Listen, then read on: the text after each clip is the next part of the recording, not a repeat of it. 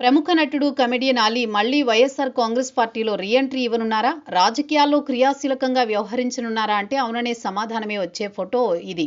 గతంలో పార్టీలో యాక్టివ్గా పనిచేశారు. గత ఏడాది అసెంబ్లీ ఎన్నికల సమయంలో విస్తృతంగా ప్రచారంలోనూ పాల్గొన్నారు.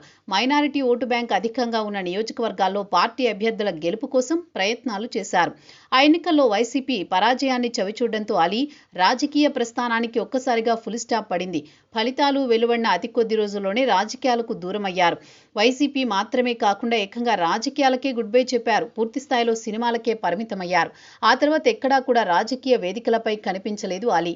తాజాగా మాజీ ఎమ్మెల్యే వల్లభనేని వంశీతో సమావేశం కావడం ప్రాధాన్యత సంతరించుకుంది. వంశీని అలీ మర్యాదపూర్వకంగా కలిశారు. శాలువా కప్పి గౌరవించారు.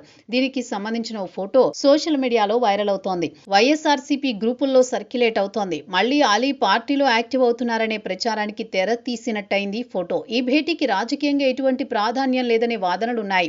వంశీ బెయిల్పై విడుదల కావడం, అనారోగ్యం నుంచి పూర్తిగా కోలుకున్నందున అలీ ఆయనను మర్యాదపూర్వకంగా కలిశారని చెబుతున్నారు. వంశీ కూడా చలనచిత్ర పరిశ్రమకే చెందిన వ్యక్తి కావడం, అలీ పార్టీలో పనిచేయడం వల్ల వారిద్దరి మధ్య స్నేహపూర్వక సంబంధాలు ఏర్పడ్డాయని, ఆ పరిచయంతోనే వంశీ అలీ మర్యాదపూర్వకంగా కలిశారనే అభిప్రాయాలు కూడా వ్యక్తమవుతున్నాయి.